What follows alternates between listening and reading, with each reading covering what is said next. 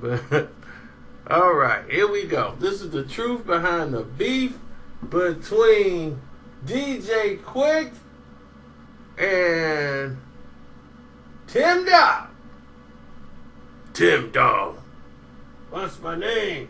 Tim Dog. Now, this was what's funny about this whole situation is that out of this whole beef, these two are the main ones that really never got a chance to even see each other. And it wasn't really directed to him. And basically, I mean, his name was mentioned because he had just started making a name for himself in Compton. But this was mostly directed towards NWA, which straight out of Compton and everybody screaming Compton. Compton this, Compton that. I told people in New York, people wasn't really feeling this NWA. They wasn't really NWA'd out like everybody thought. So when they came to New York was the only city that really just didn't give them full cooperation and love, like all the rest of the cities. New York had the tight ice grills, like, yeah, what up? He ain't from New York, so don't even play it. So, anyway, Tim Dog decided to come out with a song called F Compton. Now, when he dropped that song, it just attacked Miss Chalet, NWA, and everybody included.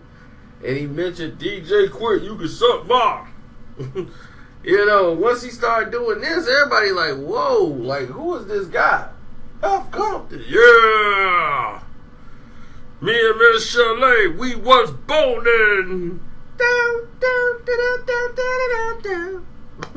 So, I mean, when he had the song out, it just caught everybody by surprise because it had the video jukebox out at the time and they had a music video for it. But because of the content was so raw, and he's from the Bronx, so he wasn't finna edit nothing. They could only show you like a minute and a half of the video. And that's what the box did. They edited the video down to like a minute and a half. And people were still ordering the video. And that made Tim Dog, that was his promotion. That video jukebox, the box is what you control. You would dial on your telephone and order the video you wanted to see played. So when you had the box, you controlled the music. So you didn't have to wait for somebody to play it for you. So you would see that video over and over again.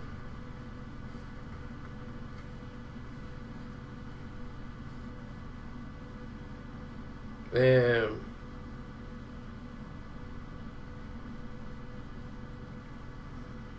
what happened after that? I think DJ Quik, he was the first to respond to it on his album, Just Like Compton.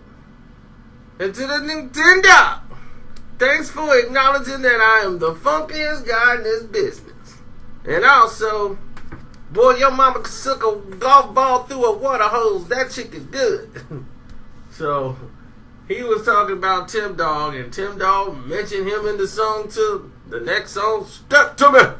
Yeah, step to me. And Tim Dog be spitting when he talk. You know, he one of those spit talkers. The spit be flying everywhere. Oh, step to me. Go for yours. Step to me. Think you better than me? Bring it on. Step to me. Go for yours. Step to me. Come on. Step to me. So, peace to Ice Cube. Peace to IT. DJ Quik. Because I'm going to wax your hard and say peace to the gods.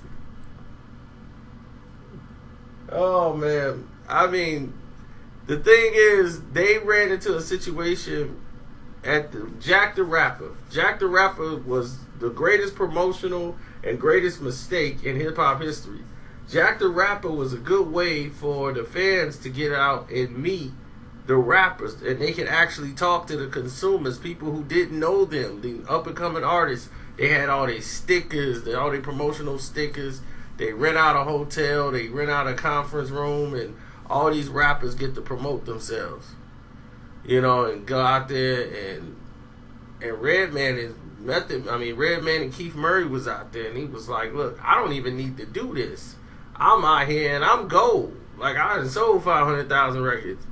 I don't even need to be out here. You know what I'm saying? But I'm out here to show and support and love because I'm hip hop and this is what I do. You know, so they out there spitting rhymes.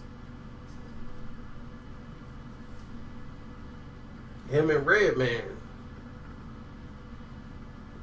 And at the end of it, they didn't look and see who had beef with people. And you couldn't do that at that time because certain people had beef with somebody. But back then it used to be all love, so you thought everybody would have an understanding that an altercation on something like Jack the Rapper would be detrimental to their whole promotional career as far as people want to deal with them. Back then, beef, there was no social media, so beef was like, look, this can end your career. You know, like, don't even do it. The record label gets scared and drop you. You know, that's why people are like, look, I can't get in no beef. I might get dropped. You know, nobody wanted this type of situation. But Second to None and all those guys that was with DJ Quik, they called Tim Dog off his square because he was out there promoting himself, and they was in the Midwest. And when he got caught, I think it was in probably Minnesota or something like, I don't know, one of those towns. And they caught him and they pushed up on him, probably Detroit. And D was like, "What's up with it?" And you know, it went down. You know, he had some guys with him, and Tim Dog was like, "Look, man, I'm just trying to get some money, man. I'm trying to sell some records, get some money. I ain't got no problem with y'all, man. It ain't even on it like that. You know what I'm saying? I'm just trying to, you know, kick up some noise just to get people hyped so I can make some money off of it. That's it. I ain't trying to, you know, go to the next level." So after this, you know, things went left. D let him go home. And after D let him go home, then all of a sudden you got Tim Dog back talking reckless. And he was like, "Man, I thought we had an understanding." And Tim Dog was like, "Only understanding we had is I told you what I was going to do and what I was doing it for. I ain't say I was going to stop doing it." We dabbed. And he's like, "I don't even mention Second to None.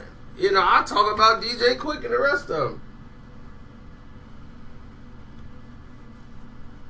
So that's why I'm way too funky. You hear DJ Quik bring up the Jack the Rapper, yeah, you punk old sack. That's when my homeboy D was finna flatten your cap and you apologized to him. Started kissing his hand, said you only discounted for the money, so he gave you a pass. But you ain't moving on the streets. Get up to my city with them whack beats that ain't funky. You know, I mean, Way Too Funky was dope. That was an album there. But hey, it is what it isn't. It went to something else later on because DJ Quik and them faded out, and then Snoop and Dre ended up doing their thing, and they started going back at Tim Dog for what was going on with you know, F. Compton. Snoop ain't even from Compton, so when he kind of involved himself, and then, you know, it went on with Snoop, and that's a whole nother story though. But it's the Tim Dog Wars, and rest in peace to Tim Dog. I heard he was gone for real. People was like, "No, he ain't. It was a misunderstanding," but I heard he really gone. So rest in peace to Tim Dog. I'm out.